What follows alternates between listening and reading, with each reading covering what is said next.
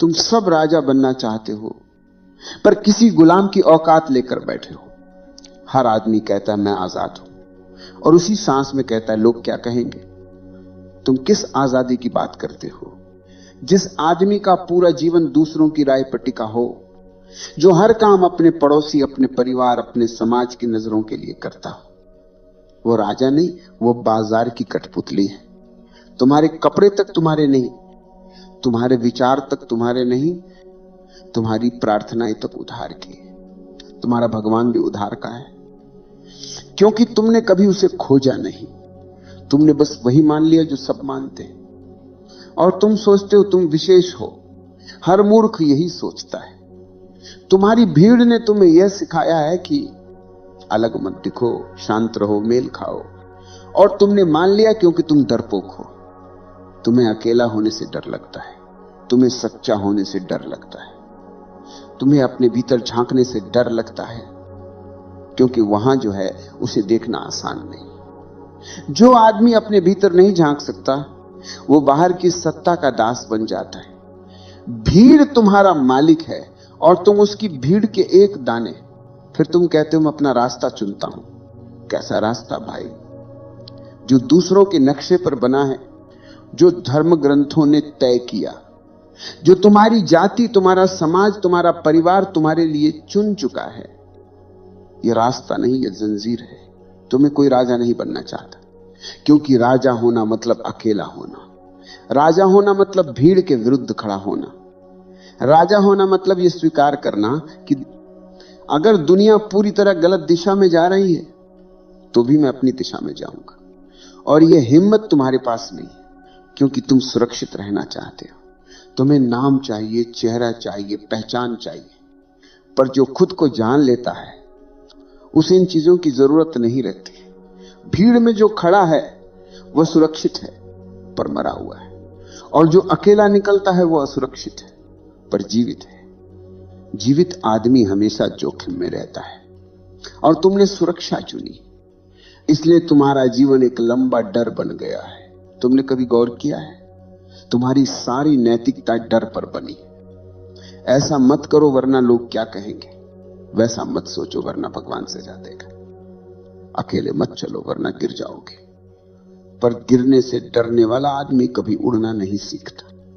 राजा वही है जो गिरता है और फिर उठता है। भीड़ वाले कभी नहीं गिरते, क्योंकि वे कभी चलते ही नहीं। वे वहीं खड़े हैं, एक दूसरे को पकड़कर, एक दूसरे को ढांढस देते हुए कि हम ठीक हैं। और यही उनकी कब्र है। जो भीड़ के साथ चलता है वो भीड़ के साथ मरता है। जो अकेला चलता है वो मृत्यु के पार जाता है। तुम सोचते हो कि भीड़ तुम्हें समर्थन देगी। नहीं भाई, भीड़ केवल कायरों का घर है। भीड़ को सच्चा आदमी कभी पसंद नहीं आता। भीड़ को भीड़ चाहिए। भीड़ को वो पसंद है जो हां कहे, जो झुके, जो सहमति दे।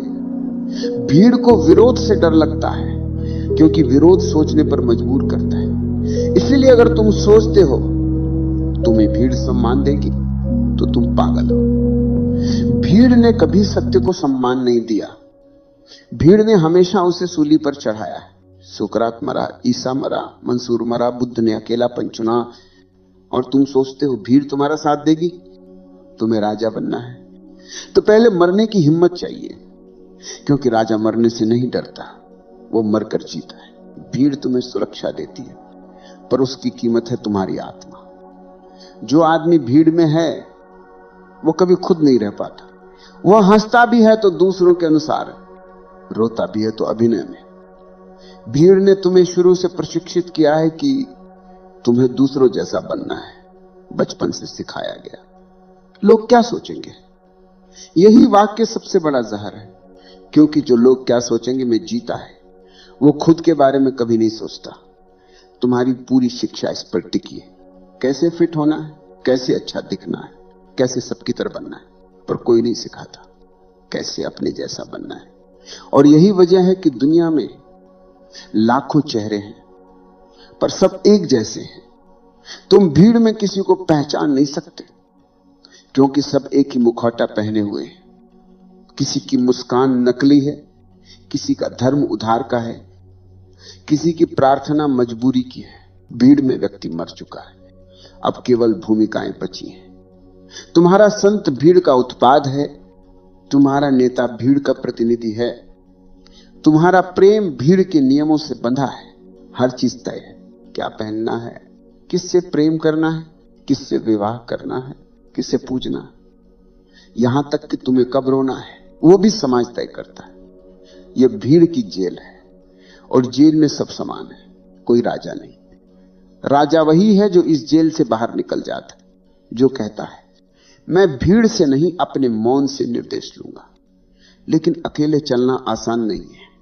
भीड़ तुम्हारे खिलाफ खड़ी होगी, वे कहेंगे ये पागल हो गया है, क्योंकि भीड़ के लिए मौलिक होना पागलपन है।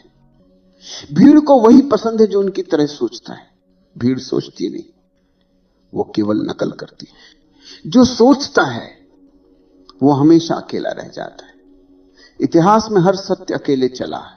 बुद्ध अकेले निकले, मसीह अकेले मरे, कबीर अकेले हंसे, क्योंकि भीड़ कभी सत्य की साथी नहीं रही। भीड़ का धर्म है झूठ।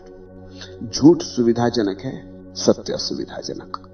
भीड़ को आराम चाहिए, राजा को स्वतंत्रता। और आराम और स्वतंत्रता साथ नहीं चल सकते। भीड़ कहेगी हम साथ हैं, पर भीड़ के साथ रहना यानी अपनी आत्मा खो देना। भीड़ से निकलना डरावना है, पर वही यात्रा शुरू होती। जिसने अकेलापन नहीं जाना वो आत्मा को नहीं जान सकता। अकेलापन तप है, भीड़ नशा। भीड़ में आदमी भूल जाता है कि वो कौन है, अकेले में उसे याद आने लगता। और याद आना दर्दनाक है, क्योंकि सारा झूठ टूट जाता है, पर उस टूटन से ही जन्म होता है। भीड़ से बाहर निकलना मृत्यु जैसा है, पर वही दूसरी जन्म की शुरुआत है। राजा वही है जो मरकर जीना जानता है।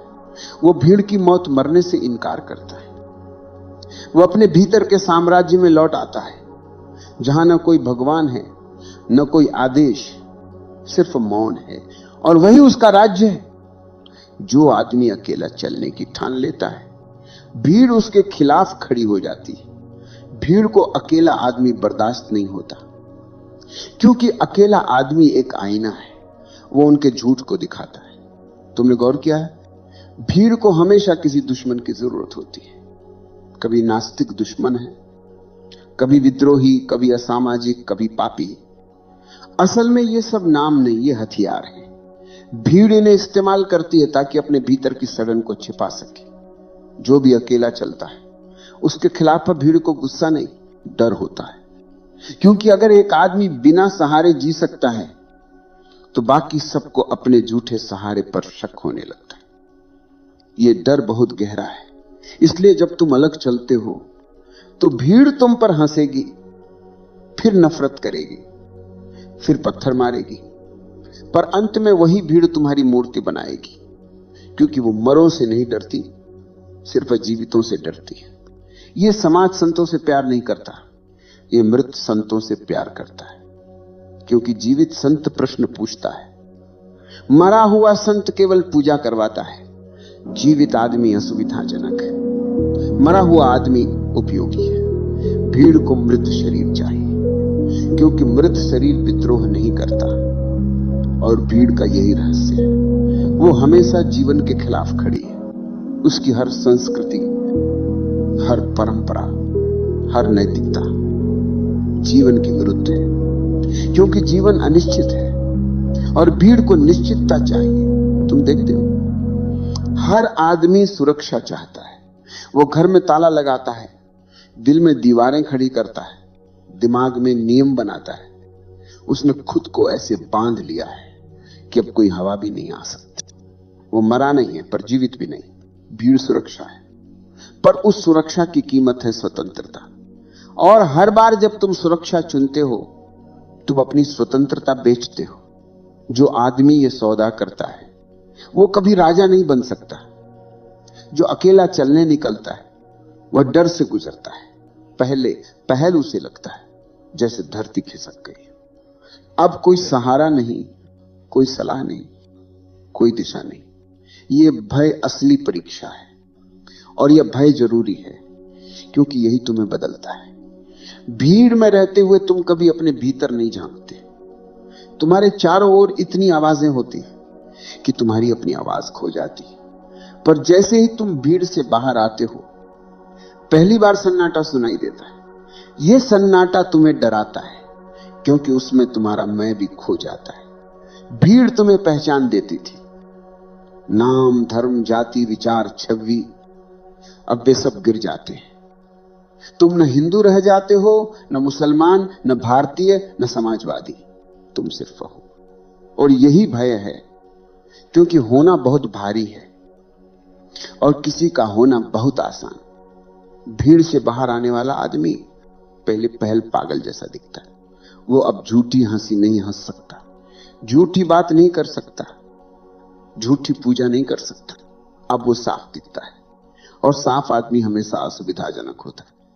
भीड़ को झूठ पसंद है, क्योंकि झूठ सुविधाजनक है। सत्य कठोर है, वो चुभता है। और जो अकेला चलता है वो सत्य की ओर चलता है।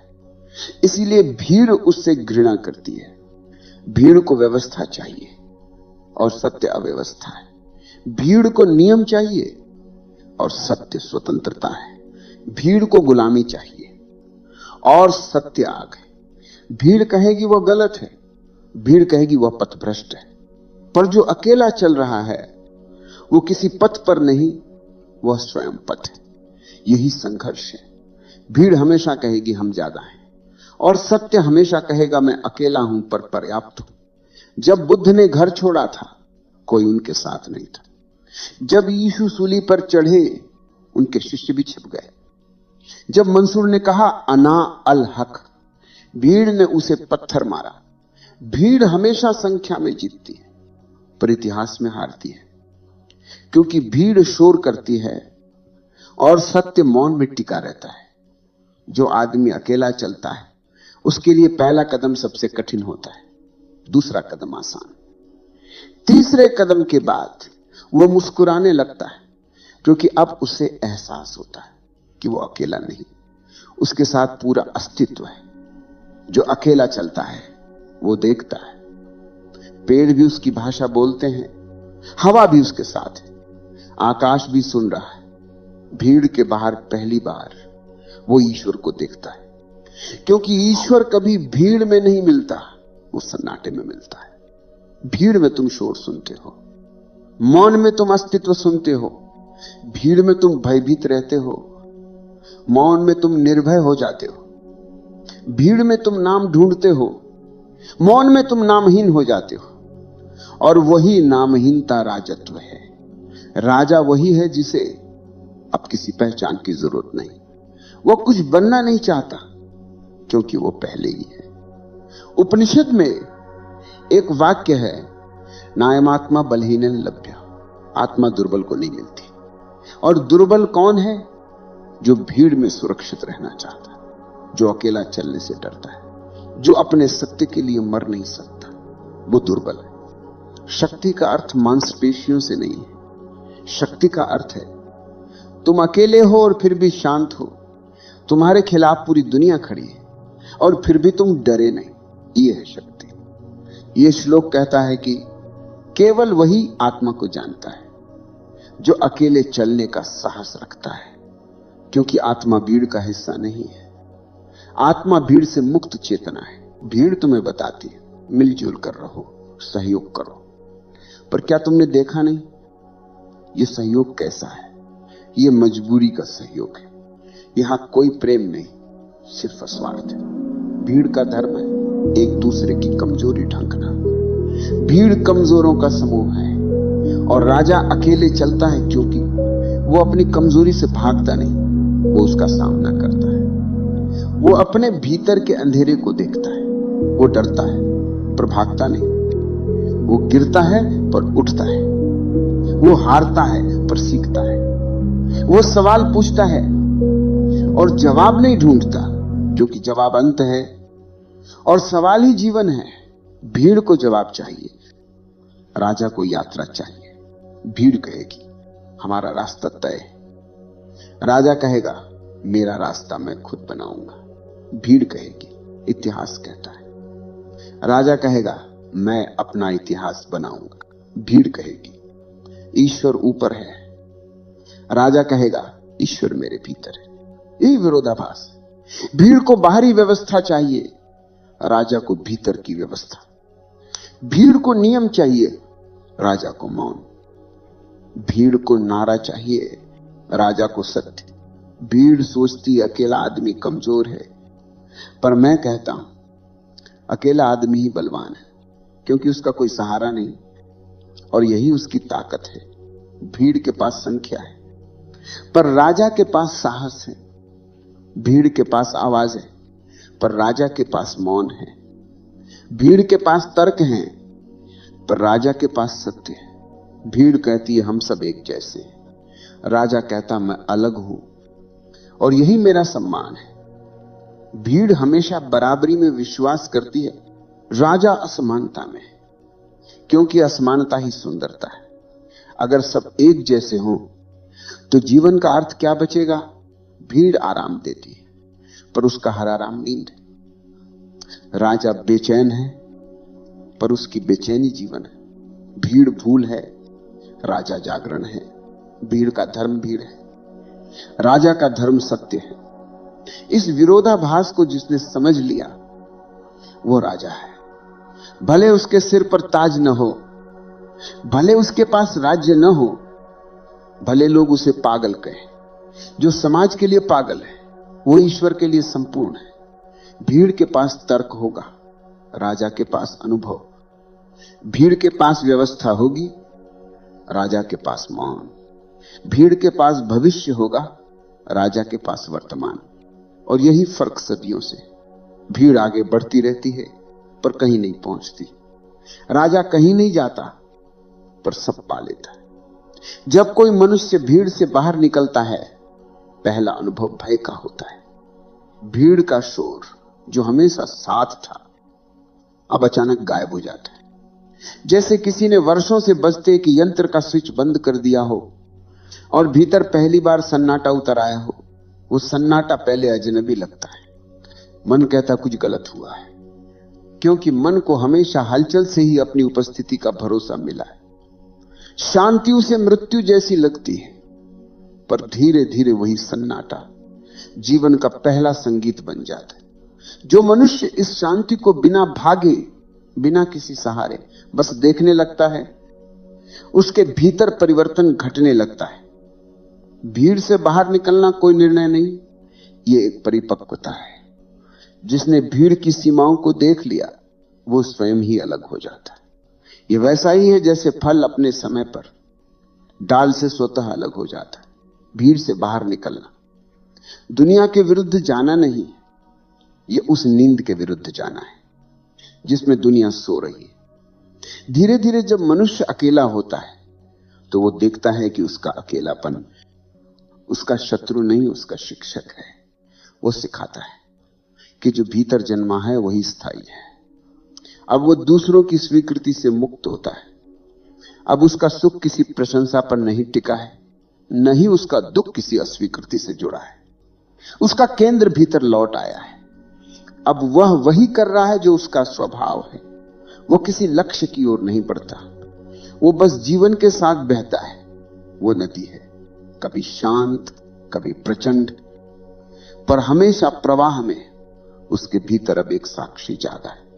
यह साक्षी किसी क्रांति से नहीं, धीरे धीरे मौन में जन्म लेता है। वो देखता है कि सब कुछ बदल रहा है, विचार, भाव, लोग, परिस्थितियां, पर कुछ है जो नहीं बदलता। वो जो भीतर देख रहा है वो ही असली राजा है। अब वो शासन नहीं करता, वो बस उपस्थित रहता है। उसकी उपस्थिति ही व्यवस्था बन जाती। अब उसे किसी को आदेश देने की आवश्यकता नहीं, क्योंकि जो जागा है वो स्वयं प्रकाश का नियम बन जाता है। भीतर की मौन दृष्टि सबको अपनी जगह पर रख देती है। वो भय को देखता है और भय शांत हो जाता है। वो इच्छा को देखता है और इच्छा की जड़ पिघल जाती है। अब उसे किसी चीज को नियंत्रित करने की आवश्यकता नहीं, क्योंकि देखने से ही सब कुछ क्रम में आ जाता है। यह है रूपांतरण, जहां अकेलापन अब मौन बन जाता है। अकेलेपन में भय था, मौन में शांति है। अकेलेपन में कमी थी, मौन में पूर्णता है। अब मनुष्य भीड़ से दूर नहीं, भीतर के केंद्र में है। वो अब समाज से विरोध में नहीं, पर अपने सत्य में विश्राम कर रहा है। भीतर का यह मौन धीरे धीरे सुनाई देने लगता है, जैसे किसी दूर पहाड़ी पर जल की सरसराहट।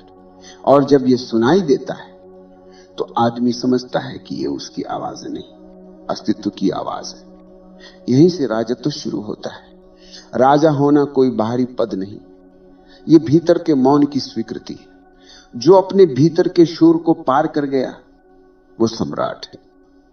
अब उस सम्राट का राज्य असीम है। वो समय में नहीं, स्थान में नहीं, वो उस शांति में है जो सबको घेरती है। अब उसे कहीं जाना नहीं, कुछ बनना नहीं, क्योंकि अब वो है। अब सब कुछ शांत हो गया है। भीतर कोई प्रश्न नहीं रहा।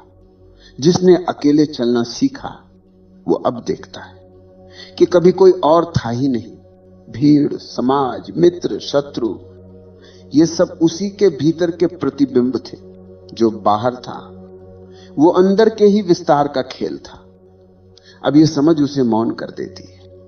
ये मौन किसी साधना से नहीं आता। ये मौन उसी क्षण उतरता है जब कोई साधक नहीं बचता। जब खोजी बुझ जाता है तभी प्रकाश फैलता है। अब ये मनुष्य कुछ नहीं चाहता, वो जीवन को होने देता है। अब वो प्रेम करता है, पर अब उसका प्रेम किसी पर केंद्रित नहीं।